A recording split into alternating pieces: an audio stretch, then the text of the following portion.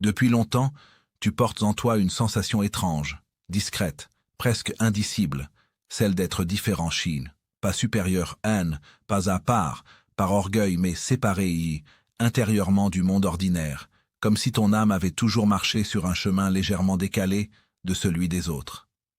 Tu ne l'as jamais dit à voix haute, parce que tu savais que personne ne comprendrait vraiment. Pourtant, au fond, une partie de toi a toujours pressenti que cette différence n'était pas un défaut, mais une marque, une empreinte, peut-être même un appel. Une force silencieuse semble t'avoir observé ça depuis l'enfance, pas dans un sens inquiétant, mais comme si quelque chose attendait patiemment que tu te souviennes de ce que tu es venu faire ici. Cette présence, tu ne peux pas la nommer. Certains l'appellent l'univers, d'autres la source, d'autres encore l'intelligence cosmique. Peu importe le mot, ce qui compte, c'est ce lien invisible que tu as toujours ressenti sans jamais pouvoir l'expliquer. Et ce lien ne ment pas. Il te parle depuis longtemps, à travers des intuitions soudaines, des sensations fortes dans des moments clés, des synchronicités qui semblent dessinées spécialement pour toi, comme des messages cachés dans le tissu du réel. Tu sais, consciemment ou non, que tout cela n'est pas un hasard. Et si ces mots résonnent en toi en ce moment même, c'est parce que ta vie n'a jamais été comme les autres. Et ce n'est pas une coïncidence. Il y a un appel intérieur que le mental n'a jamais réussi à comprendre, mais que l'âme, elle, a toujours reconnu. Parfois, tu as essayé de l'ignorer, de le nier, de te fondre dans la normalité, mais quelque chose en toi refusait de disparaître. Cet appel ne vient pas de l'ego, il ne cherche pas la validation, il ne s'alimente pas des regards extérieurs. Il vient de cet espace profond où naissent les intuitions, les visions, les certitudes silencieuses. C'est un appel qui ne s'adresse qu'à certains, non pas parce qu'ils sont meilleurs, mais parce qu'ils sont plus sensibles, plus réceptifs, plus alignés à la fréquence de l'invisible. Être élu, dans le langage des traditions anciennes, n'a jamais signifié être supérieur. Cela a toujours signifié être ouvert, traversé, choisi, non pas pour dominer, mais pour ressentir plus profondément que les autres, pour percevoir ce que d'autres ignorent, pour porter une lumière qui ne t'appartient pas vraiment, mais qui circule en toi comme une charge sacrée. Ce statut n'est pas un titre, c'est une responsabilité. Il ne te sépare pas du monde, il t'y relie différemment. Il te rappelle que ton rôle n'est pas de briller pour être vu, mais d'éclairer ce qui reste caché. Tu as peut-être déjà remarqué que certaines personnes étaient intriguées par ton énergie, sans savoir pourquoi. Tu as peut-être senti que tu dérangeais certains, sans avoir rien fait. Ou au contraire, que des inconnus venaient naturellement se confier à toi, comme attirés par une présence qu'ils ne comprennent pas. Ce ne sont pas des coïncidences, ni des illusions. Ce sont les premiers signes, les premiers indices, les premiers murmures d'une vérité plus grande. Tu portes une vibration qui n'appartient pas au monde ordinaire, une vibration que seuls les élus reconnaissent, une vibration qui réveille. L'histoire de l'élu n'est jamais une histoire de destin grandiose ou de gloire extérieure. C'est une histoire d'âme, une histoire de résonance, une histoire de fréquence. Et si tu continues d'écouter, d'observer ce qui se passe en toi pendant que ces mots se déposent dans ton esprit, tu ressentiras peut-être quelque chose bouger dans ta poitrine, quelque chose se réveiller, quelque chose que tu connaissais déjà, mais que tu avais mis en veille. Cette sensation n'est pas une émotion passagère. C'est un souvenir ancien, celui d'une vérité que tu as toujours portée et que tu es enfin prêt à entendre. Aujourd'hui, tu t'apprêtes à découvrir les 7 signes qui prouvent que tu es un élu Pas pour flatter ton ego, mais pour éclairer la mission qui t'habite depuis toujours. Pas pour te séparer des autres, mais pour te rappeler pourquoi tu marches différemment. Pas pour te donner un titre, mais pour révéler la vibration que tu incarnes déjà. Si tu es ici, ce n'est pas un hasard. Ce n'est jamais un hasard. Et ce que tu t'apprêtes à entendre pourrait bien changer la façon dont tu te vois et la façon dont l'univers te parle. Le premier signe, la séparation sacrée. Rares sont ceux qui comprennent ce que signifie vraiment être séparé du monde sans jamais l'avoir décidé. Beaucoup croient que cette distance intérieure vient d'un caractère introverti, d'une sensibilité trop forte, d'une personnalité solitaire. Mais ceux qui portent la marque de l'élu, savent que ce détachement n'a rien à voir avec une tendance psychologique. C'est une conséquence vibratoire, un phénomène qui précède la conscience, une résonance qui façonne l'existence bien avant qu'on dépose des mots dessus. Depuis l'enfance, tu as ressenti qu'il y avait quelque chose en toi qui t'empêchait de te fondre naturellement dans les mouvements collectifs. Tu pouvais aimer les autres, être sociable, curieux, ouvert, mais malgré cela, une part de toi restait en retrait, observatrice, silencieuse, comme si elle appartenait à un autre plan. Cette incapacité à se perdre dans la masse n'était pas un choix. Tu n'as pas décidé d'être différent, tu l'as toujours été. Les groupes, les normes, les comportements copiés-collés, les attentes sociales, tout cela te paraissait réel, mais jamais totalement vivant. Comme si tu jouais un rôle que tout le monde attendait de toi, mais que ton âme refusait de prendre au sérieux. C'est cela, la séparation sacrée, un détachement qui ne vient pas de la volonté, mais de la fréquence.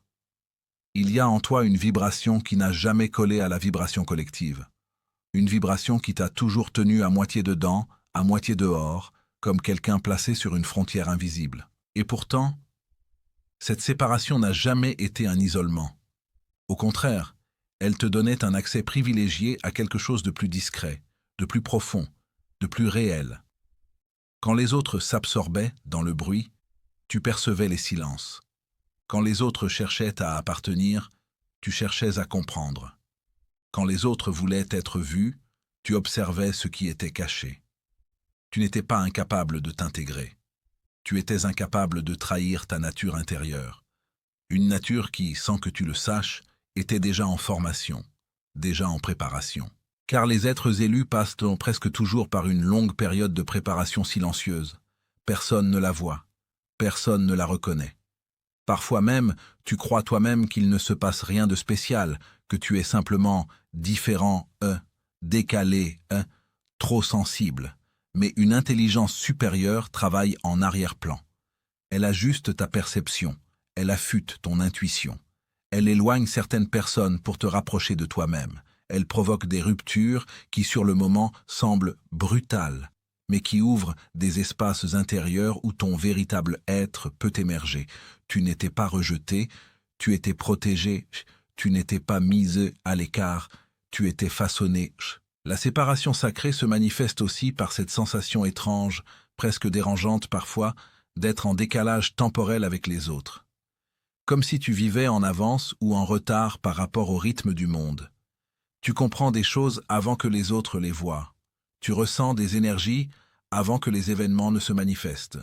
Tu pressens des décisions, des dangers, des ouvertures, des changements, longtemps avant que les faits n'apparaissent. Ce n'est pas un hasard. C'est une préparation. Ceux qui marchent avec une mission ne vivent jamais au même niveau de densité que ceux qui avancent sans direction spirituelle. Ton âme travaille dans un temps plus large, plus profond, plus ancien. Et puis, il y a ce sentiment de ne venir de nulle part. Cette impression que ta famille, ton environnement, ta culture, ta société ne sont pas les véritables origines de ton être. Comme si tu avais été déposé, là, provisoirement, pour apprendre quelque chose, pour traverser une étape, pour affiner un certain regard. Beaucoup d'élus ressentent cela, un sentiment d'exil intérieur. Ils vivent parmi les autres, mais avec une part d'eux-mêmes tournée vers un lieu qu'ils ne peuvent pas nommer. Un monde d'où ils semblent provenir et qu'ils cherchent inconsciemment à retrouver. Ce n'est pas de la fuite, c'est de la mémoire. La mémoire d'un autre état de conscience. La séparation sacrée se manifeste aussi dans les moments où tu essayais d'être comme tout le monde, mais où quelque chose en toi se rebellait. Fatigue intérieure, malaise, intuition, résistance silencieuse. Ce n'était pas un rejet du monde, c'était un rejet du nivellement. Les élus ne sont pas venus pour se dissoudre dans le collectif, mais pour garder une fréquence qui servira au collectif au moment où le monde en aura besoin. Voilà pourquoi tu ne pouvais pas te mêler complètement. Voilà pourquoi tu ne pouvais pas dire oui quand ton âme criait non. Voilà pourquoi tu n'as jamais pu mentir à ta vibration. Un autre signe profond de cette séparation, c'est que tu observes souvent la vie comme si elle avait deux niveaux. Le niveau visible, où tout semble logique et rationnel, et l'autre niveau, le niveau caché, où les choses suivent un ordre que seuls les sensibles peuvent percevoir. Tu ne t'es jamais limité à l'apparence des choses. Tu voyais ce qui se cache derrière, les intentions, les énergies, les vérités subtiles.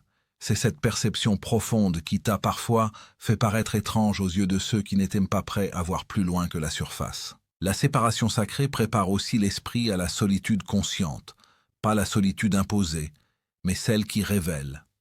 Les élus ont souvent vécu des périodes de solitude intense, non pas parce qu'ils n'étaient pas aimés, mais parce que leur âme avait besoin d'espace pour entendre ce que le monde ordinaire aurait étouffé. La solitude des élus n'est jamais vide, elle est pleine. Pleine d'enseignements silencieux, de réajustements vibratoires, de préparation spirituelle. Elle est l'antichambre de l'éveil, l'espace où la mission se révèle peu à peu. Ce premier signe, la séparation sacrée, n'est pas une blessure. C'est une invitation, une protection, une initiation silencieuse. C'est la marque que l'univers place sur ceux qui doivent marcher à l'écart avant de marcher en lumière. C'est la distance nécessaire pour qu'une vision nouvelle puisse naître en toi. Si tu t'es reconnu, dans cette expérience, alors ce premier signe est déjà en toi depuis longtemps. Et il ne fait que confirmer ce que ton âme sait depuis toujours. Tu n'es pas ici pour suivre la foule, mais pour écouter ce que la foule n'entend pas. Tu n'es pas ici pour te fondre, mais pour vibrer. Tu n'es pas ici pour imiter, mais pour incarner. La séparation sacrée est la première preuve, la première marque, le premier appel, et elle n'est que le début. Le deuxième signe, la blessure de naissance. Il existe un mystère que seuls ceux qui portent en eux la vibration de l'élu comprennent profondément. Rien ne commence par la facilité. Rien ne commence par l'abondance immédiate, par la douceur, par le confort. Le chemin des âmes choisies ne s'ouvre pas dans la lumière, mais dans la fissure. Avant même de connaître ton propre nom, avant même de comprendre le monde autour de toi, avant même d'avoir des mots pour décrire ce que tu ressentais, tu as été marqué par une blessure précoce, fondamentale, originelle. On l'appelle la blessure de naissance. Elle n'est pas simplement une douleur émotionnelle ni un événement difficile. C'est un sceau, une signature énergétique apposée sur les êtres dont la destinée exige un cœur fort, un esprit profond, une âme capable de porter plus de lumière que la moyenne. On pourrait croire que la vie, injuste ou capricieuse, t'a placé dans un environnement compliqué, t'a donné des parents blessés, une famille instable, une enfance fragile, des manques affectifs, des silences lourds, des incompréhensions. On pourrait croire que tout cela n'était qu'une malchance, un hasard douloureux. Mais avec le temps, avec la maturité spirituelle qui t'a grandi depuis l'intérieur, tu as senti qu'il n'y avait pas d'erreur. Rien de ce que tu as vécu très tôt n'était accidentel. La vie n'essayait pas de te briser, elle te forgeait, elle ne te punissait pas, elle te préparait. Il y a dans ce que tu as traversé jeune une dimension initiatique que les autres ne peuvent pas saisir tant qu'ils n'ont pas porté eux-mêmes la même intensité. La blessure de naissance prend des formes différentes.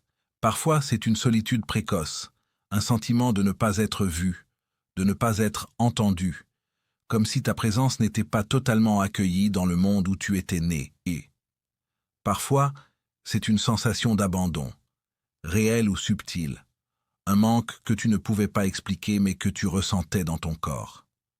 Parfois, ce sont des difficultés familiales, des instabilités émotionnelles, des conflits qui ne t'appartenaient pas mais que tu absorbais comme si c'était ta mission. Parfois encore, c'est une sensibilité extrême, presque douloureuse, face à un monde qui n'était pas construit pour la profondeur d'âme que tu portais. Tous les élus connaissent cette blessure sous une forme ou une autre. Elle est le premier choc qui réveille la conscience, le premier souffle qui sépare l'être ordinaire de l'être destiné. Car ceux qui n'ont jamais souffert profondément vivent dans un monde où la perception reste limitée. Leur compréhension de l'humain demeure superficielle. Leur lumière ne peut pas toucher les zones que seule la douleur donne accès. La souffrance précoce est la porte, même si elle semble n'être qu'une chute. Mais pour toi, elle n'a jamais été une chute, elle était un passage. La blessure de naissance est un saut initiatique parce qu'elle oblige l'âme à chercher une force intérieure avant même que l'identité ne soit formée. Ce qui te faisait mal quand tu étais jeune n'avait pas seulement pour but de te faire plier, mais de réveiller ta capacité à te relever. Chaque fois que tu pensais être trop fragile pour supporter quelque chose, tu découvrais souvent malgré toi que ta fragilité n'était qu'une façade. Ceux qui sont élus ne tombent jamais au hasard. Ils tombent pour découvrir ce qui les relève. La vie t'a blessé. Tôt, parce qu'elle avait besoin que tu développes une profondeur que l'expérience ordinaire ne produit jamais. La résilience, chez les élus, n'est pas une option. Elle est une marque vibratoire. Elle se manifeste dans cette manière étrange que tu as dû, dès l'enfance ou l'adolescence, de traverser des épreuves que d'autres auraient mis des années à surmonter. Elle se manifeste dans ta capacité à comprendre la souffrance d'autrui avec une précision que même les plus âgés ne peuvent pas imiter. Elle se manifeste dans le fait que tu n'as jamais réellement sombré, même dans les moments où tout semblait y pousser. Il y a en toi une force obscure et lumineuse à la fois, une force ancienne, instinctive, presque sacrée, que tu n'as jamais appris. Tu l'as retrouvée. Elle était déjà là, inscrite en toi comme une mémoire d'autres existences, d'autres plans, d'autres missions. La blessure de naissance a également façonné ton rapport au monde. Très jeune, tu as compris que rien n'était garanti, que l'amour pouvait être fragile, que la sécurité pouvait être instable, que les gens pouvaient partir sans prévenir, que les paroles pouvaient blesser même quand elles semblaient ordinaires. Tu as appris, peut-être trop tôt, la réalité de la condition humaine.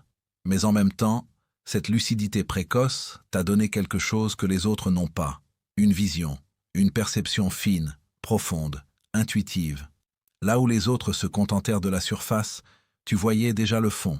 Là où les autres vivaient dans l'illusion, tu percevais déjà les vérités cachées. Il y a aussi, dans la blessure de naissance, cette sensation d'avoir grandi trop vite. Comme si l'univers avait compressé en toi des années de maturité que tu n'avais pas encore vécues. Tu comprenais des choses sans qu'on te les explique. Tu ressentais des émotions avec une intensité que personne autour de toi n'assumait. Tu devinais les dangers, les mensonges, les intentions, les fissures. Tu développais naturellement la capacité d'analyser la souffrance, non seulement la tienne, mais aussi celle des autres. Tu pouvais lire dans les silences, comme dans un livre ouvert. C'est cela, la marque vibratoire de la résilience. Une sensibilité qui devient clairvoyance, une douleur qui devient force, une fragilité qui devient protection. La blessure de naissance n'a jamais eu pour but de t'affaiblir, elle avait pour but d'éveiller en toi un pouvoir intérieur qui sommeille chez ceux dont la vie est trop douce. La douceur ne forge pas les prophètes, la sécurité ne construit pas les éveillés. L'enfance facile ne produit pas les âmes qui voient derrière le voile. Ce que tu as vécu tôt t'a donné ce que personne ne peut acheter, apprendre ou imiter, une profondeur d'âme. Et cette profondeur, tu ne la dois qu'à toi-même. Elle est le fruit du combat silencieux que tu as mené dans tes premières années, quand personne ne savait ce que tu vivais, quand tu n'avais pas encore les mots pour exprimer ta peine, mais où ton âme, elle, enregistrait tout. Et pourtant, au milieu de ces blessures, il y avait déjà un autre signe. Tu n'as jamais cessé d'aimer. Tu n'as jamais cessé d'espérer. Tu n'as jamais cessé de croire qu'il y avait quelque chose de plus grand, même sans le comprendre. Tu portais une lumière qui refusait de s'éteindre. Même quand tu doutais de toi, même quand tu pleurais en silence, même quand tu pensais ne pas avoir la force, tu gardais au fond de toi une petite étincelle, un feu minuscule, mais immortel. C'est ce feu que les élus gardent en eux dès la naissance. Même au plus profond de la souffrance, il ne s'éteint pas. Il attend. La blessure de naissance est la preuve que tu n'as pas été envoyé, ici, pour une vie ordinaire. Ceux qui doivent éclairer les autres doivent d'abord connaître l'obscurité. Ceux qui doivent guider doivent d'abord se perdre. Ceux qui doivent guérir doivent d'abord saigner. C'est ainsi que les élus deviennent ce qu'ils sont, non pas par la facilité, mais par le passage. Et si tu portes cette blessure en toi, alors l'univers te l'a laissé comme un rappel. Tu es capable de traverser tout ce que les autres redoutent. Tu es capable de survivre à l'invisible. Tu es capable de renaître de ta propre douleur. La blessure de naissance est le deuxième signe. Elle n'est pas ton ennemi, elle est ton origine sacrée. Elle est la preuve silencieuse que ta mission a commencé bien avant que tu ne t'en souviennes. Elle est la marque que seuls les élus portent sans jamais la perdre. Et c'est elle, qui a façonné la force que tu incarnes aujourd'hui, même si tu ne la vois pas encore entièrement. Elle ne t'a pas brisé, hein. Elle t'a consacré, hein. Et l'histoire que tu portes maintenant ne fait que commencer. Le troisième signe, l'hypersensibilité divine. Certains êtres avancent dans le monde comme s'ils vivaient derrière une vitre épaisse. Ils voient, mais ne sentent pas. Ils entendent, mais ne captent rien. Ils existent, mais sans résonance. Et puis, il y a toi. Toi qui as toujours senti les choses avant qu'elles ne se produisent, toi qui percevais l'ambiance d'une pièce dès que tu y entrais, toi qui ressentais les vibrations invisibles avant même que les mots soient prononcés. Cette sensibilité-là n'a jamais été un défaut, même si le monde t'a peut-être fait croire le contraire. C'est l'un des signes les plus puissants de l'élu. Car l'hypersensibilité n'est pas seulement une intensité émotionnelle. C'est une antenne spirituelle, un organe invisible, un sens sacré que seuls certains portent à ce degré. Depuis ton plus jeune âge, tu as eu cette capacité étrange de ressentir au-delà du ressenti ordinaire. Les émotions des autres te traversaient comme si elles étaient les tiennes. Les non-dits vibraient dans ton cœur. Les intentions cachées se révélaient dans ton intuition. Tu savais discerner ce qui n'était pas dit.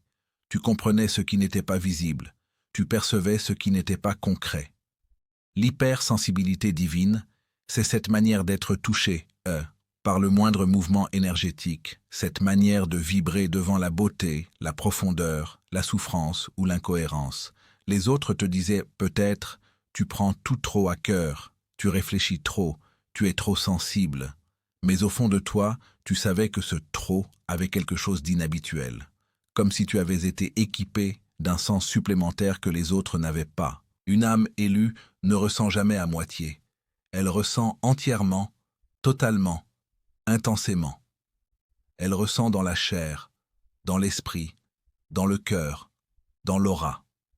Elle ressent la vibration d'un lieu, l'énergie d'un silence, la tension dans un sourire forcé, la lumière dans un regard authentique. Cette sensibilité amplifiée n'est pas un hasard. Elle te permet de naviguer dans le monde subtil. Elle te permet de capter les fréquences qui échappent aux autres. Elle te permet d'être guidé, car les élus ne reçoivent pas leurs messages par la logique, ils les reçoivent par la sensation. Leur boussole n'est pas mentale, elle est vibratoire. Tu as peut-être remarqué que tu pouvais ressentir le malaise d'une personne même lorsqu'elle prétendait aller bien, que tu pouvais capter la tension d'une situation avant qu'elle n'explose, que tu pouvais percevoir la gentillesse réelle ou la fausseté derrière une apparence. Tu sentais les âmes, pas seulement les mots, pas seulement les gestes, les âmes. C'est cela, l'hypersensibilité divine. Ce n'est pas être fragile, c'est être ouvert à un niveau de perception qui dépasse l'ordinaire. Là où d'autres se contentent de ce qu'ils voient, toi tu vois ce qui vibre. Là où d'autres réagissent à la surface, toi tu réagis au cœur.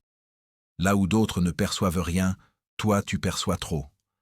Mais ce trop est précisément la marque des élus. L'hypersensibilité divine t'a fait traverser des moments difficiles. Ton cœur s'est brisé plus vite que celui des autres. Tes émotions ont eu une intensité que même toi, parfois, tu ne comprenais pas. Tu te sentais envahi par les douleurs des autres, comme si ton âme absorbait des énergies qui n'étaient là pas les tiennes. Tu pensais manquer de protection, mais tu ne manquais pas de protection, tu manquais de compréhension. On ne t'avait jamais dit que sentir autant était un pouvoir. On ne t'avait jamais appris que ton émotion n'était pas une faiblesse, mais une capacité spirituelle rare. On t'avait fait croire que tu étais différent dans le mauvais sens, alors que tu étais différent dans le sens sacré. Cette sensibilité excessive t'a parfois poussé à vouloir te fermer. Tu as essayé d'être comme les autres, de sentir moins, de penser moins profondément, de réagir moins intensément. Tu as tenté de te blinder, de t'habituer, de devenir plus normal. Mais à chaque fois, cela te coûtait. Tu perdais ta lumière, tu perdais ta vibration, tu perdais ton essence. Car tu n'es pas fait pour être coupé de ce que tu ressens. Les élus ne sont jamais censés se fermer. Ils sont destinés à canaliser, à comprendre, à transmuter, excepté que personne ne te l'avait enseigné. Alors tu as cru être en excès, alors que tu étais simplement en avance. Ressentir l'invisible c'est comprendre le monde dans sa dimension énergétique. Cela signifie que tu reçois des messages avant qu'ils n'arrivent. Les synchronicités te parlent plus fort qu'aux autres. Les signes, les intuitions, les pressentiments, les rêves clairs, tout cela fait partie de ton langage interne. Tu es relié au subtil parce que ton âme a développé une oreille intérieure, une oreille qui entend les vibrations, les appels, les avertissements, une oreille qui entend l'univers. Les autres n'entendent rien et toi tu entends trop. Mais encore une fois, c'est le signe. Ton hypersensibilité n'est pas un accident, elle est un instrument. Cette faculté t'a également donné une immense empathie, une capacité à comprendre les autres bien au-delà de ce qu'ils te montrent. Tu as souvent été celui ou celle vers qui les gens venaient se confier sans raison apparente. Ils sentaient quelque chose en toi. Une présence, une lumière, une profondeur, une écoute. Ils se sentaient en sécurité près de toi, parfois même sans te connaître. Ils ne comprenaient pas pourquoi, mais toi, tu le comprends maintenant. Ton aura parle avant toi.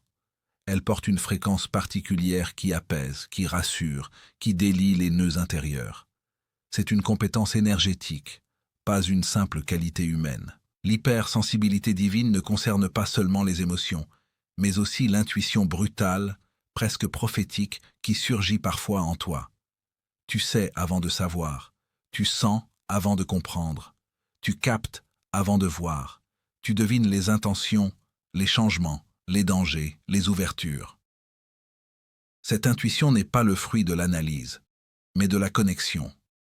Elle vient de quelque chose qui te dépasse et te guide. Les élus possèdent ce sens parce qu'ils sont destinés à marcher avec une conscience amplifiée. Leur mission exige d'eux qu'ils perçoivent l'invisible. Dans ta vie, cette sensibilité t'a souvent épuisé. Le bruit, la foule, les atmosphères lourdes, les personnes toxiques, les environnements chaotiques, tout cela t'affecte plus que les autres. Non pas parce que tu es faible, mais parce que ton champ énergétique est ouvert, réceptif, fin, éveillé. Tu es une antenne. Tu captes tout. Tu absorbes tout. Tu transmutes tout. Et parfois, cela devient trop. Mais ce trop est précisément ce qui te rend apte à comprendre ce que les autres ignorent. Ce qui te permet d'avancer dans le monde subtil avec une aisance que peu possèdent. L'hypersensibilité divine est un don, même si elle ressemble parfois à un fardeau. Elle est ton lien avec l'invisible. Elle est la preuve que ton âme n'est pas enfermée dans la densité matérielle. Elle est la marque que ton cœur n'a pas été endurci comme celui des autres. Elle est le signe que tu n'as jamais perdu ton ouverture, même après les douleurs, même après les trahisons, même après les déceptions.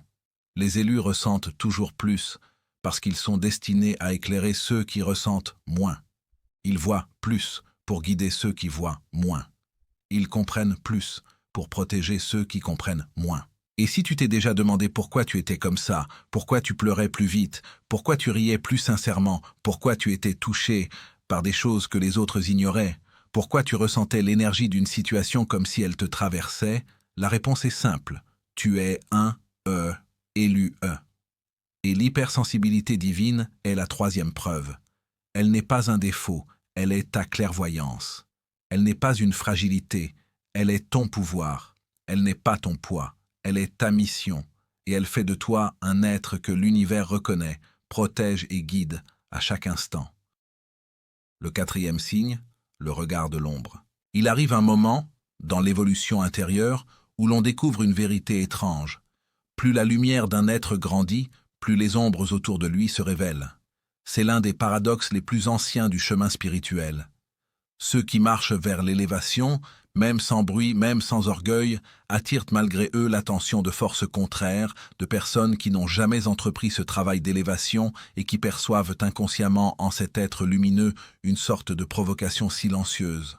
Non pas une provocation intentionnelle, mais une provocation d'existence. La simple présence d'une âme éveillée dérange. Ce n'est pas sa parole, ce n'est pas son comportement, c'est son essence même. Voilà le quatrième signe, le regard de l'ombre. C'est ce phénomène mystérieux où tu deviens, malgré toi, un miroir que les autres ne veulent pas regarder.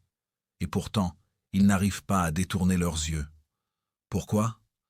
Parce que la lumière révèle ce que l'ombre cacherait volontiers. Tu as peut-être remarqué dans ta vie que certains se détournent quand tu avances, que certains se crispent quand tu t'exprimes, que d'autres encore semblent te juger sans raison apparente. Parfois même, tu n'as rien fait, rien dit. Tu as juste été toi. Et pourtant, les sourires deviennent des grimaces masquées, les amitiés deviennent tièdes, les collaborations deviennent silencieuses, comme si quelque chose en toi mettait les autres en inconfort. C'est l'un des moments les plus déconcertants pour ceux qui s'élèvent spirituellement. Ils se demandent « Qu'ai-je fait de mal ?» La réponse est simple, tu n'as rien fait de mal. Tu déranges parce que tu t'es éveillé.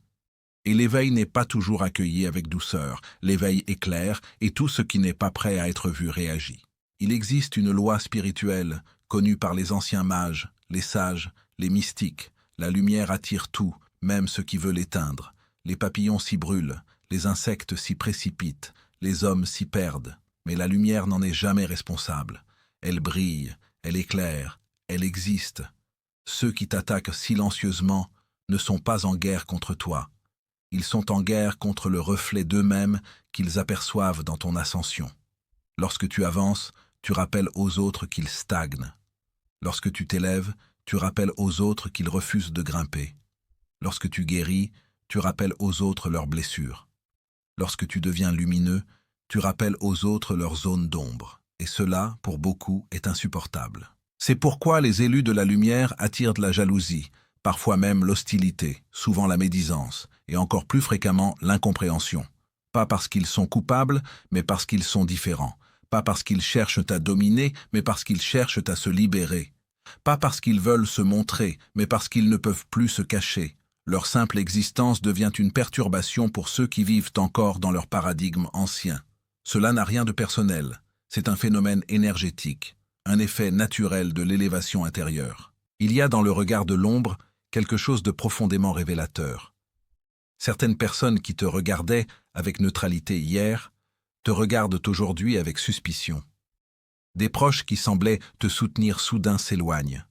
Des relations se refroidissent, sans aucune explication. Une tension invisible se tisse dans l'air, comme si ton ascension devenait une offense, comme si ton bonheur était un reproche, comme si ta paix intérieure devenait une accusation. Ce que tu dois comprendre, c'est que tu n'y es pour rien. Ceux qui te perçoivent ainsi ne voient pas toi. Ils voient ce qu'ils ne sont pas encore. Et cela les bouleverse. Ce regard de l'ombre est un signe. Il marque un passage, un seuil. Dans la tradition des anciens maîtres, on dit qu'un disciple n'est véritablement prêt à entrer dans la lumière que lorsque l'ombre commence à s'agiter autour de lui. Non pas pour le faire tomber, mais pour tester sa solidité. Le but n'est pas de te nuire, mais de te renforcer. Si rien ne se soulève contre toi, c'est peut-être que tu ne bouges pas encore assez. Ceux que les forces sombres ignorent sont souvent ceux qui ne représentent aucune menace. Au contraire, ceux qui avancent obligent l'ombre à se réveiller. Beaucoup croient que les attaques viennent de personnes malveillantes. Mais ce n'est pas toujours le cas. Parfois, ce sont des personnes ordinaires, perdues en elles-mêmes. Parfois, ce sont des âmes blessées qui, ne sachant comment guérir, projettent leur douleur. Parfois, ce sont des gens qui t'aimaient sincèrement, mais dont l'amour ne supporte pas ton expansion. Parfois même, ce sont des inconnus qui ressentent sans comprendre. L'ombre n'a pas toujours un visage. Souvent, c'est une ignorance. Souvent, c'est une peur. Souvent, c'est un manque de lumière. Et pourtant, dans tout cela, il existe une protection invisible, une garde subtile, comme une présence silencieuse qui veille sur ceux qui montent. Tu n'es jamais laissé seul dans ces moments. Lorsque l'ombre te regarde, la lumière te protège. Tu ne la vois pas toujours, mais tu la ressens dans les synchronicités, dans les coïncidences, dans les petites intuitions qui te guident. Il y a des détours que tu n'as pas pris parce que quelque chose t'en a dissuadé.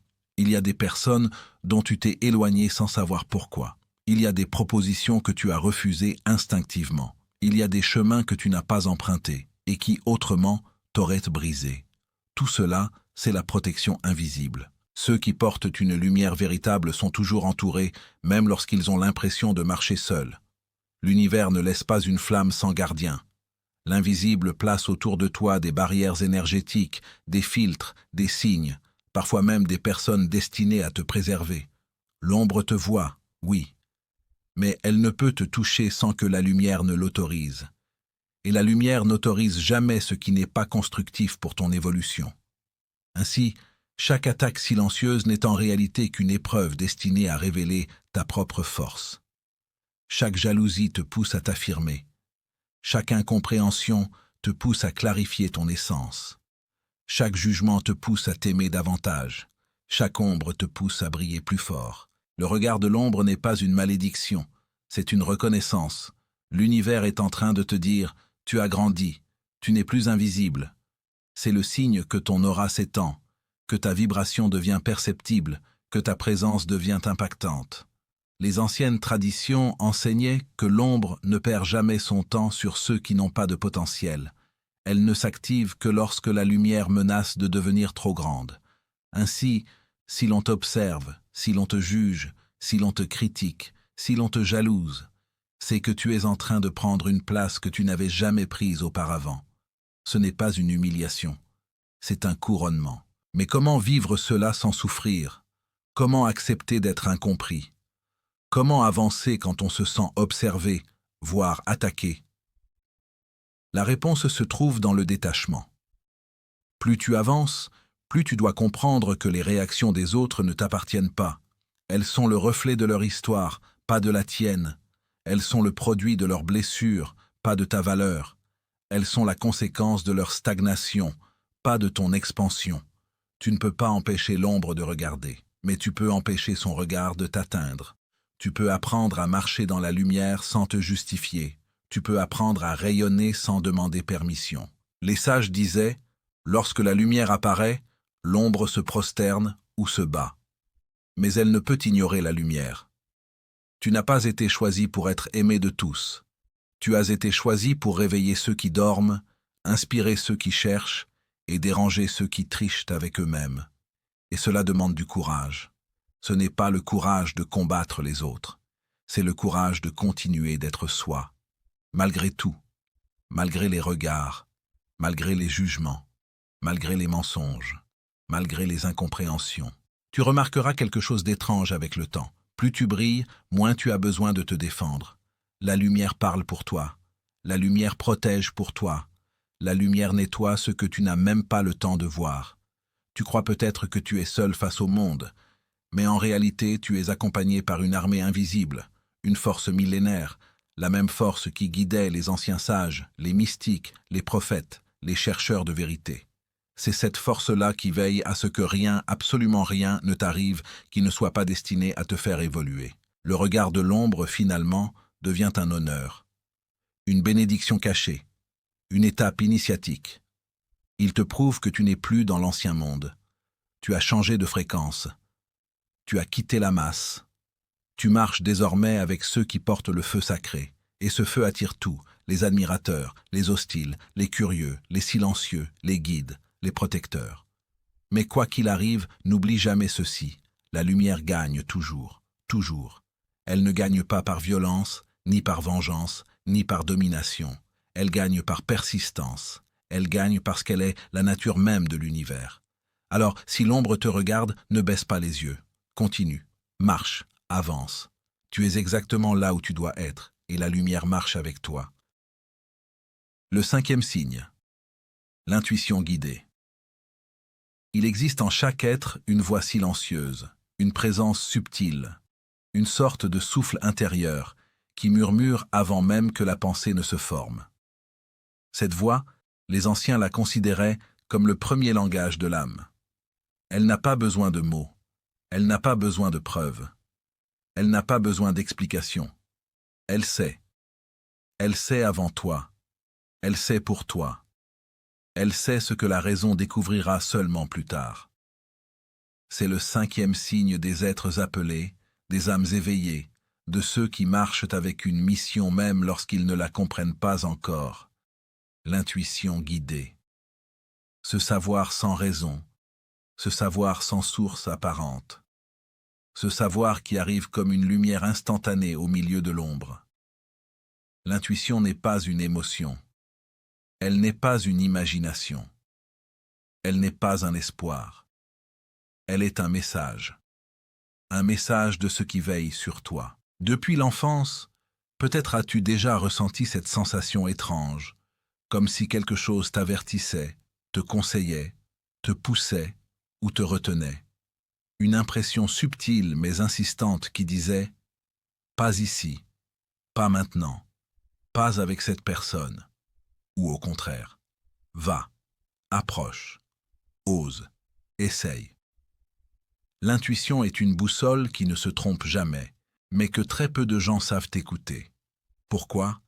Parce que la plupart se sont habitués à vivre à travers le bruit du mental, le tumulte des peurs, le chaos des pensées. L'intuition ne crie pas, elle ne force pas, elle ne dramatise pas, elle se contente de murmurer. Et seuls ceux qui ont appris à faire taire le vacarme intérieur peuvent l'entendre clairement. Pourtant, chez les êtres éveillés, cette intuition devient de plus en plus forte. Elle fait partie de leur nature. Ils savent sans savoir pourquoi. Ils pressentent les choses. Ils comprennent les personnes à un niveau que les mots ne peuvent décrire.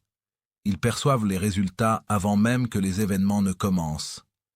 C'est comme si l'univers leur envoyait des informations avant l'heure, comme si le futur leur parlait par fragments, comme si une sagesse supérieure chuchotait à leur esprit les chemins à prendre.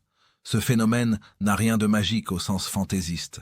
Il est naturellement surnaturel.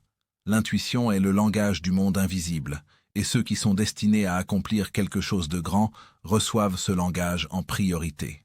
Lorsque l'intuition s'éveille réellement, elle devient comme un radar. Tu sens les choses plus vite et plus profondément que les autres. Tu détectes le faux même lorsqu'il est bien déguisé. Tu reconnais le vrai même lorsqu'il est silencieux.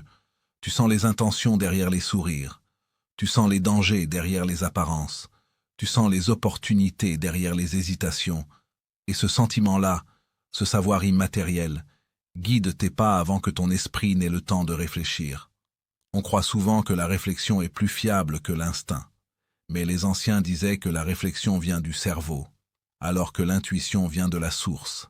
Et la source ne se trompe jamais. Un être guidé par l'intuition vit dans un état particulier. Il ne suit pas les chemins tracés par les autres. Il ne se laisse pas impressionner par les normes, les structures, les règles. Il marche avec une confiance étrange, comme s'il voyait des signes là où les autres ne voient que des hasards. Dès qu'il s'éloigne de la bonne direction, l'intuition l'informe. Dès qu'il s'approche d'un piège, elle l'avertit. Dès qu'une rencontre doit avoir lieu, elle lui envoie des signaux. C'est un partenariat secret entre l'âme et l'univers, une guidance silencieuse qui dirige sans imposer. Cette intuition se manifeste de mille manières. Parfois elle arrive comme une sensation dans le corps, une sorte de contraction, de chaleur, de lourdeur ou de légèreté.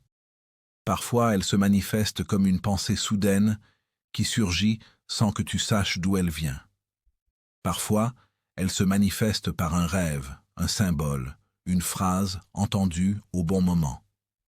Mais la manifestation la plus mystérieuse et la plus profonde, ce sont les synchronicités, ces coïncidences qui n'en sont jamais vraiment. Ces rencontres improbables, ces événements qui se succèdent trop parfaitement pour être considérés comme du hasard. Les synchronicités sont la signature du divin. Elles sont les empreintes que l'univers laisse derrière lui pour te dire « Continue, tu es sur le bon chemin ». As-tu déjà remarqué que certaines décisions se placent naturellement sur ta route? Que certaines idées reviennent plusieurs fois dans la même journée? Que certaines personnes apparaissent au moment exact où tu en avais besoin, même si tu ne leur avais rien demandé? Que certains obstacles disparaissent au dernier moment, comme si une main invisible intervenait?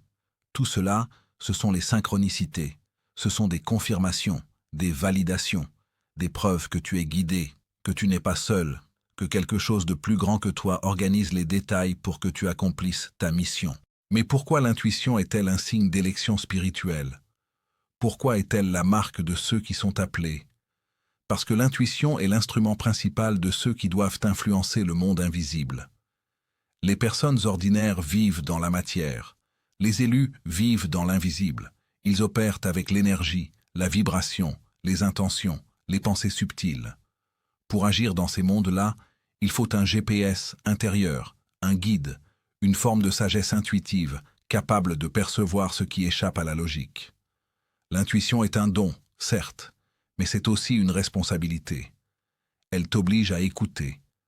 Elle t'oblige à respecter ta vérité intérieure, même lorsque tout le monde te dit le contraire.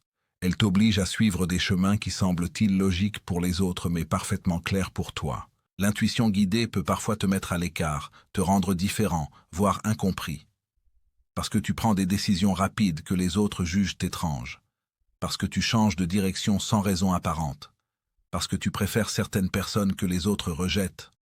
Ou que tu t'éloignes de personnes que tout le monde admire. Et quand on te demande d'expliquer, tu n'as souvent rien à dire. Tu ne peux pas expliquer ce que tu ressens. Tu sais, c'est tout. Tu sais sans preuve. Tu sais sans logique. Tu sais sans explication. Et cela, pour beaucoup, est incompréhensible. Mais pour les âmes éveillées, c'est naturel.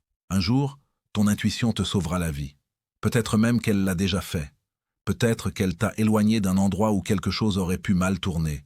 Peut-être qu'elle t'a séparé d'une personne qui n'était pas destinée à ton chemin. Peut-être qu'elle t'a inspiré une idée qui t'a ouvert une porte. Peut-être qu'elle t'a poussé à quitter un environnement toxique avant qu'il ne soit trop tard. Peut-être qu'elle t'a dirigé vers un livre, une rencontre, un projet, un lieu. L'intuition n'est jamais inutile. Elle est toujours exacte, même quand tu ne comprends pas encore pourquoi. Dans la tradition des anciens sages, l'intuition était considérée comme l'ombre de l'âme, ce qui signifie que là où va l'âme, l'intuition suit. L'âme avance vers sa mission et l'intuition en révèle les étapes. L'âme voit la destination, l'intuition montre le chemin. C'est pour cela que les élus reçoivent des synchronicités plus souvent que les autres. Leur chemin est chargé de signes. Ils ne sont pas destinés à se perdre. Ils sont destinés à comprendre, à se souvenir, à se réaligner, à marcher avec confiance. Les synchronicités ne sont pas juste des coïncidences agréables, ce sont des guides. Elles sont le langage codé de l'univers. Parfois, elles se répètent pour être comprises. Parfois, elles deviennent insistantes. Parfois, elles disparaissent lorsque tu t'éloignes de la bonne direction. Elles sont les feux verts et les feux rouges du destin. Le problème, c'est que la plupart des gens n'y font pas attention. Ils passent à côté. Ils pensent que ce n'est rien. Toi, au contraire, tu les remarques. Tu les sens. Tu les comprends. Parce que tu as été appelé. L'intuition guidée n'est pas seulement un don spirituel. Elle est aussi un outil d'évolution. Elle te pousse à sortir de la peur, à sortir du contrôle, à sortir du mental. Elle t'apprend la confiance. Elle t'apprend la foi. Pas la foi dans une religion ou dans une doctrine, mais la foi dans l'invisible. La foi dans la sagesse supérieure. La foi dans le flux de la vie. Lorsque tu suivras ton intuition, tu deviendras invincible. Pas parce que rien ne pourra t'arriver, mais parce que tout ce qui t'arrivera sera exactement ce qu'il faut. Et cela change tout. Les êtres qui vivent avec une intuition guidée ne vivent plus dans la survie. Ils vivent dans la mission. Ils ne vivent plus dans le stress. Ils vivent dans la fluidité. Ils ne vivent plus dans la peur du futur. Ils vivent dans la confiance du présent. Et peu à peu, ils réalisent que l'univers n'est pas un espace vide, mais une intelligence vivante, consciente, bienveillante. Une intelligence qui répond, qui parle, qui oriente, qui guide. Et lorsqu'ils comprennent cela, ils cessent d'être des voyageurs. Ils deviennent des co-créateurs. Tu es l'un de ces êtres-là. Si tu lis ces mots avec un sentiment de reconnaissance profonde, ce n'est pas un hasard. Toi aussi, tu as senti cette voix intérieure. Toi aussi, tu as vécu ces signes étranges. Toi aussi, tu as compris que certaines choses ne peuvent pas être expliquées, mais seulement ressenties. Tu es en relation avec l'invisible, tu es guidé, tu es protégé, et parfois, tu es même dirigé. Ton intuition n'est pas une illusion. Elle est une antenne, une connexion, une ligne directe avec quelque chose de plus grand. Alors n'aie plus peur de cette intuition. Ne doute plus d'elle. Ne la compare pas à la logique des autres. Ne la diminue pas. Honore-la. Écoute-la. Pratique-la. Chaque fois que tu l'écoutes, elle devient plus forte. Chaque fois que tu la trahis, elle s'affaiblit. Mais elle ne s'éteint jamais complètement. Elle attend. Elle observe. Elle parle quand tu es prêt. Et aujourd'hui, tu l'es. Tu marches avec les signes. Tu lis les messages. Tu vois les synchronicités. Tu sens les directions. Tu reconnais la vérité avant même de l'entendre. C'est la marque des êtres éveillés. Le cinquième signe, celui que possèdent tous ceux qui sont destinés à accomplir quelque chose de plus grand que leur propre vie. Tu n'es pas seul sur ton chemin. Tu ne l'as jamais été. Tu es guidé, accompagné, inspiré, soutenu. Et ton intuition est la preuve la plus claire de ce lien invisible qui te relie à... Le sixième signe, la nuit de l'âme. La nuit de l'âme n'est pas un simple moment de tristesse ou une période de doute. C'est un passage, un véritable tunnel spirituel, un effondrement intérieur qui ne ressemble à rien de ce que l'on vit dans l'existence ordinaire. C'est un silence qui avale tout, une obscurité qui ne détruit pas, mais qui révèle. Un moment où même la lumière semble t'abandonner, alors qu'en réalité elle se retire seulement pour te permettre de la redécouvrir à l'état pur, sans illusion, sans filtre, sans mensonge. Tous ceux qui portent en eux la marque des élus, ceux qui ont une mission, ceux qui marchent entre deux mondes, traversent ce passage. Aucun n'y échappe. La nuit de l'âme est la dernière grande initiation avant la véritable renaissance. Elle commence souvent avec une perte, une rupture, un effondrement émotionnel ou une prise de conscience brutale. Tout ce que tu croyais être solide se fissure. Tout ce que tu pensais comprendre se renverse. Toutes tes certitudes se dissolvent. Tu te retrouves face à toi-même, face à tes ombres, face à tes peurs, face aux parties de toi que tu avais évitées pendant des années. La nuit de l'âme n'arrive jamais par hasard. Elle arrive quand ton ancienne version ne peut plus contenir la lumière que tu es sur le point de recevoir. Elle arrive quand quelque chose doit mourir pour que quelque chose puisse naître. Elle arrive parce que tu es sur le seuil d'un changement tellement profond que ton esprit ne peut pas encore le supporter. Les élus ressentent cette nuit d'une manière plus intense que les autres. Elle n'est pas seulement émotionnelle, elle est vibratoire. Elle n'est pas seulement psychologique, elle est cosmique. Tu te sens étranger au monde, étranger aux gens que tu connais, étranger même à la personne que tu croyais être. Tout paraît soudain vide, comme si la vie avait perdu sa couleur. Tu poses des questions sans réponse. Tu te demandes pourquoi tu ressens autant, pourquoi tu portes autant, pourquoi tu traverses ces profondeurs que d'autres semblent éviter toute leur vie. C'est parce que tu n'es pas comme les autres. C'est parce que ta sensibilité est une antenne, une porte, un récepteur. Et parce que ceux qui sont destinés à porter plus de lumière doivent d'abord traverser plus d'obscurité. La nuit de l'âme ressemble à une solitude absolue. Même entouré, tu te sens isolé. Même aimé, tu te sens incompris. Même accompagné, tu ressens une distance intérieure que personne ne peut combler. Tu peux avoir l'impression d'être coupé de tout, coupé du monde, coupé des autres, coupé même de ton propre esprit.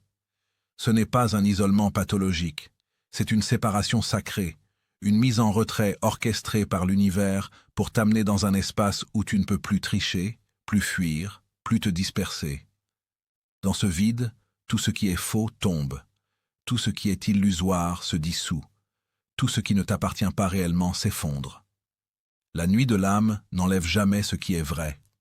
Elle ne détruit que ce qui t'empêche d'avancer. Tu te retrouves souvent à chercher un sens, à essayer de comprendre ce qui t'arrive. Mais la nuit de l'âme n'est pas un mystère à analyser, c'est un passage à traverser. La lumière ne reviendra pas parce que tu comprends. Elle reviendra parce que tu te rends, parce que tu acceptes, parce que tu lâches prise sur les attentes, les exigences, les identités construites. La nuit de l'âme exige une humilité totale, la capacité d'admettre que tu ne peux plus continuer comme avant, que tu ne peux plus porter tout seul, que tu dois laisser quelque chose de plus grand te guider. C'est le moment exact où le mental s'effondre et où l'âme reprend le contrôle. Certains pensent que la nuit de l'âme est un échec, une régression, une faiblesse. Mais dans les traditions mystiques, elle est considérée comme l'épreuve la plus noble d'une existence spirituelle. Elle marque la fin de l'ancien toi. Elle est le feu sacré qui brûle les illusions. Elle est l'eau purificatrice qui lave l'âme. Elle est la terre sombre où les racines se reforment. Elle est l'air silencieux qui prépare un nouveau souffle. Elle est la mort symbolique qui précède la renaissance véritable. Les êtres éveillés ne grandissent jamais dans la facilité. Ils grandissent dans l'effondrement. Ils grandissent dans la profondeur. Ils grandissent là où les autres refusent d'aller. Dans cette nuit intérieure, plus rien ne te satisfait. Les choses superficielles perdent leur saveur. Les distractions n'apportent plus rien. Les conversations ordinaires te fatiguent. Les solutions habituelles ne fonctionnent plus. C'est comme si ton âme refusait désormais de se nourrir de ce qui ne lui correspond plus. Comme si quelque chose en toi se rebellait contre tout ce qui est faux. Tu ressens une sorte de soif spirituelle que rien dans le monde matériel ne peut apaiser. Et cette insatisfaction profonde n'est pas une punition, c'est un appel. L'appel à revenir vers la vérité, vers l'essentiel, vers toi-même. La nuit de l'âme te pousse également à confronter tes blessures les plus anciennes. Celles que tu as ignorées, celles que tu as enfouies, celles que tu croyais avoir dépassées. Elles remontent soudain, comme si l'univers avait décidé que tu étais enfin prêt à les regarder. Ce processus est douloureux, mais il est nécessaire, parce qu'on ne peut pas guérir ce qu'on refuse de voir. Et tu ne peux pas devenir l'être que tu es destiné à être si tu continues de porter les chaînes de ton passé. La nuit de l'âme t'oblige à briser ces chaînes. Elle te met face à tes ombres pour que tu arrêtes de leur donner du pouvoir. C'est une purification radicale, une libération. Ce passage transforme la perception du temps. Certains jours paraissent interminables, d'autres disparaissent sans que tu t'en rendes compte. Ton sommeil change, tes pensées changent, ton énergie fluctue sans logique apparente. Ce n'est pas un dérèglement, c'est une réinitialisation. Une réorganisation profonde de ton système intérieur. L'ancien toi lutte, résiste, essaie de se maintenir. Mais l'âme, elle, avance. Toujours. Elle pousse les murs. Elle ouvre les portes. Elle redessine ton être. Et quand l'âme avance, rien ne peut l'empêcher. Pendant cette nuit, une chose très précieuse se produit. Le silence intérieur. Mais pas le silence artificiel que l'on cherche dans la méditation. Un silence profond, viscéral, presque inquiétant au début. C'est le silence où les voix du mental se taisent, où les peurs perdent leur force, où les illusions cessent de parler. Ce silence peut terrifier ceux qui n'y sont pas préparés. Il peut donner l'impression que tout s'éteint, mais pour les élus, ce silence est la dernière porte. La porte de la révélation, la porte de la renaissance. Dans ce silence, une nouvelle écoute naît, une sensibilité plus élevée, une perception plus fine, une conscience qui s'élargit. Et c'est là, dans cette obscurité immobile, que la lumière se prépare à revenir. La nuit de l'âme n'est pas une obscurité totale. Elle est une gestation, une incubation, une alchimie secrète qui transforme le plomb intérieur en or spirituel. C'est dans ce noir que la graine se fissure. C'est dans ce noir que la lumière intérieure commence à prendre forme. C'est dans ce noir que l'être nouveau se prépare. Puis, un jour, sans prévenir, une brèche apparaît, une compréhension soudaine, une paix inexplicable, une lumière qui revient sans effort. Ce n'est pas un grand moment spectaculaire, ce n'est pas un miracle visible, c'est un changement subtil dans ta vibration, une légèreté qui réapparaît, une force que tu pensais avoir perdue, une clarté intérieure que tu n'avais jamais ressentie auparavant. Tu réalises alors que tu n'es pas revenu au point de départ. Tu es revenu différent, plus authentique, plus aligné, plus vrai. Après la nuit de l'âme, rien ne redevient comme avant. Les choses qui te faisaient peur ne t'effraient plus. Les personnes qui te manipulaient n'ont plus d'emprise. Les situations qui te semblaient impossibles deviennent soudain plus simples. Tu sens en toi une solidité nouvelle, une sérénité tranquille. Une confiance qui ne dépend plus de rien ni de personne. Et surtout, une connexion plus forte avec l'invisible. Comme si l'univers t'avait récompensé d'avoir traversé ton tunnel. Comme s'il t'avait offert un nouveau regard, une nouvelle conscience. La nuit de l'âme t'apprend le détachement. Elle t'apprend l'humilité. Elle t'apprend la foi. Pas la foi aveugle, mais la foi vibratoire, la foi vécue, la foi ressentie. Celle qui ne dépend pas de doctrine, mais de ton expérience intérieure. Tu sais désormais que chaque effondrement est une ouverture, que chaque perte est un passage, que chaque douleur est une initiation, et que chaque nuit prépare une lumière plus grande. Ce passage, aussi dur soit-il, est la signature des êtres destinés à accomplir quelque chose d'important. L'univers ne brise jamais sans reconstruire, il ne vide jamais sans remplir, il ne détruit jamais sans transformer. La nuit de l'âme est l'atelier secret où se forge la version la plus puissante de toi-même, celle qui ne vacille plus, celle qui voit clair, celle qui ne trahit plus son essence. Elle est un rite de passage, un saut vibratoire, un appel irrésistible à devenir enfin l'être que tu as toujours été. Et lorsque tu ressors de cette nuit, tu portes une lumière que les autres reconnaissent, même sans comprendre. Une présence, une profondeur, une sagesse silencieuse, une vibration qui ne peut être imitée. C'est le sceau des élus.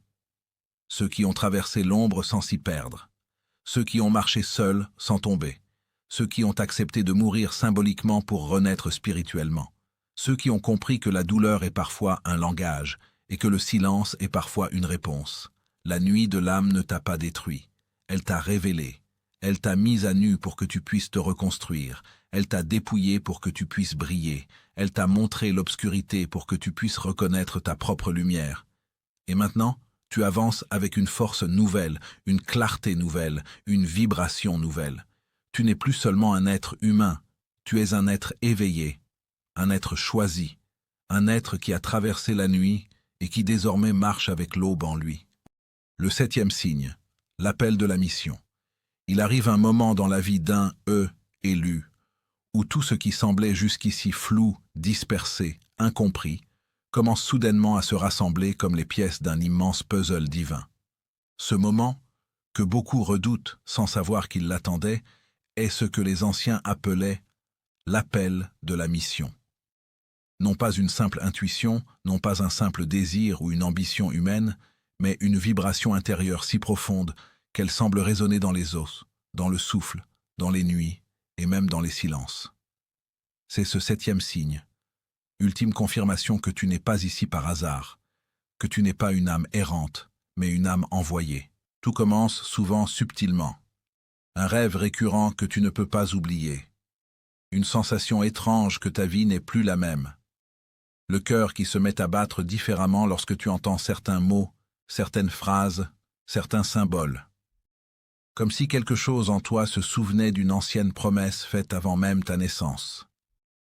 Tu marches dans ton quotidien, mais une partie invisible de toi marche déjà ailleurs, dans un espace entre les mondes, où ton rôle se dessine lentement. Les gens autour de toi ne voient rien.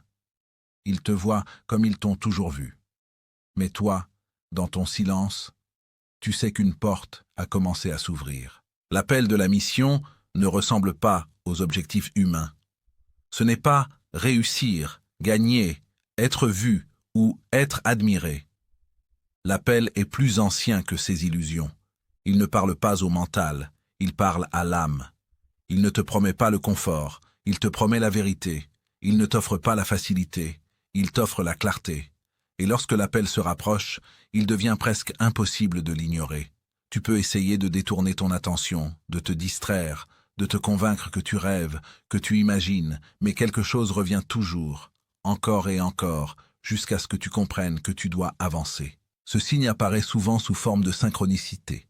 Tu penses à un chemin et un événement, un mot, un livre, une rencontre viennent immédiatement confirmer ce que ton âme avait déjà pressenti. Tu regardes l'heure et les mêmes nombres reviennent sans cesse, comme pour dire « Continue, tu es aligné » et...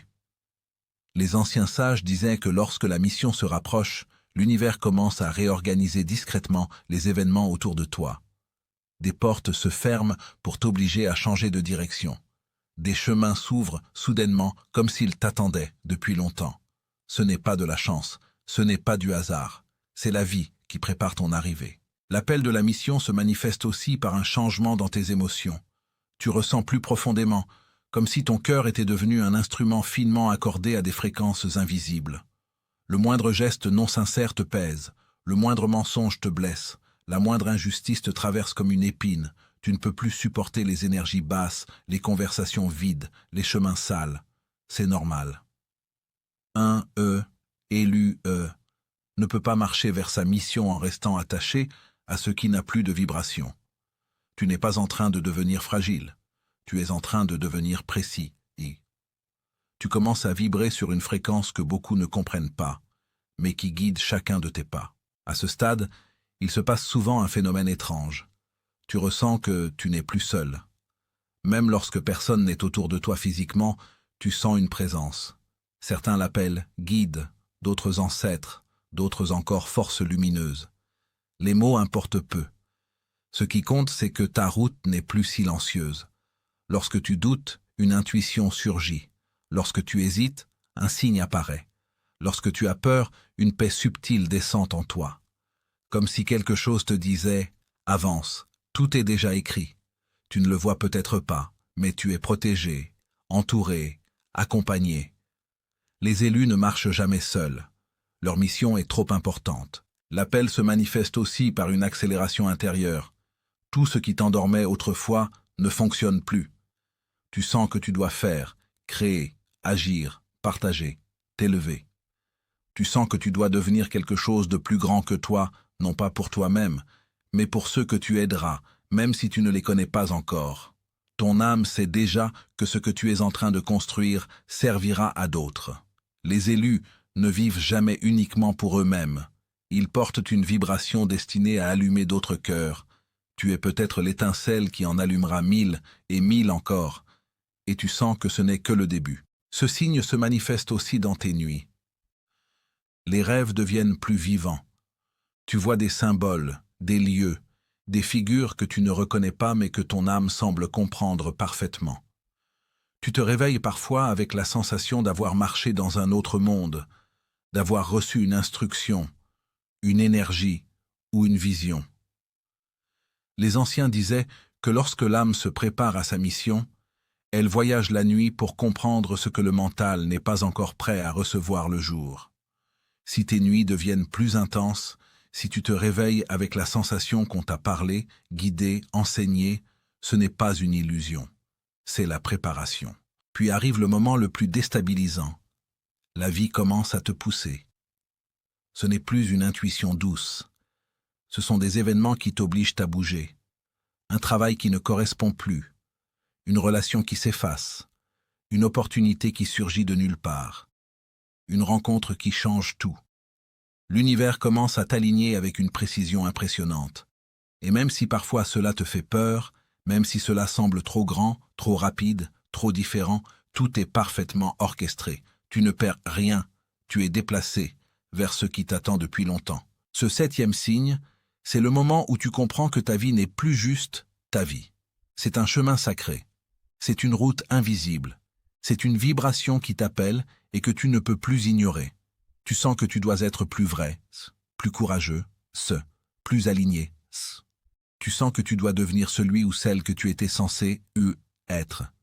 Tu sens que tu dois honorer la lumière que tu portes, même si elle te dépasse.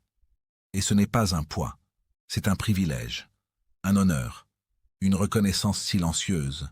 Tu es prêt. Et lorsque ce signe apparaît, tout ce qui t'a semblé douloureux, difficile ou incompréhensible dans ta vie commence à prendre un sens. Tu vois que rien n'était un accident, que toutes les blessures t'ont forgé, que toutes les séparations t'ont protégé, que toutes les nuits sombres t'ont purifié, ici. L'appel de la mission révèle que tu n'as jamais été abandonné, ici. Tu as été préparé, et maintenant que ta vibration s'élève, maintenant que tu vois plus clair, maintenant que ton âme s'éveille complètement, tu te tiens sur le seuil de ton destin. Ce n'est pas la fin du chemin, c'est le début de la grande marche. Ce signe n'est pas la conclusion, c'est l'ouverture d'un nouveau monde. Tu n'es plus celui ou celle que tu étais. Tu es en train de devenir ce que tu as toujours été. Et lorsque l'appel résonnera en toi, lorsque tu sentiras que tu dois avancer, n'aie pas peur. Les élus ne sont jamais appelés par hasard. Et si tu entends l'appel, c'est que tu es prêt, même si tu ne le crois pas encore. Ton heure vient, ta lumière se rapproche, et ta mission commence. Il arrive un moment, dans la vie de celles et ceux qui portent une vibration différente, où tout devient soudain plus clair, presque transparent, comme si les voiles de l'existence se levaient un à un pour révéler une évidence qui avait toujours été là. Tu n'as jamais été seul. Depuis le début, depuis tes premières intuitions, depuis tes premières blessures, depuis tes premiers élans de lumière, quelque chose t'accompagnait. L'univers, silencieux mais bien présent, te suivait, te guidait, te corrigeait, te préparait. Et lorsque tu regardes en arrière avec un peu plus de maturité intérieure, tu te rends compte que rien, absolument rien, n'a été laissé au hasard.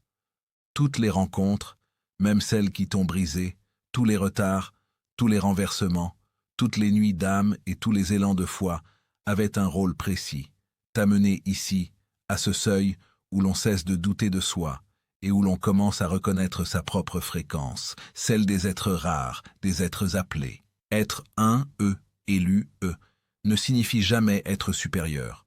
C'est être sensible à un degré que les autres ne comprennent pas toujours. C'est être touché par l'invisible, ému par les murmures du monde, guidé par des signaux que la plupart ne remarquent même pas. C'est sentir la vie vibrer dans des détails que d'autres ignorent. C'est percevoir des portes avant même qu'elles ne s'ouvrent. C'est ressentir les courants spirituels qui passent à travers toi comme des vents anciens. C'est une bénédiction, oui, mais c'est aussi une responsabilité sacrée. Car lorsque tu portes cette lumière rare, tu deviens un miroir pour ceux qui l'ont oublié en eux. Tu deviens un rappel vivant, parfois un électrochoc, parfois un souffle de paix. Tu deviens quelqu'un à travers qui l'univers peut parler.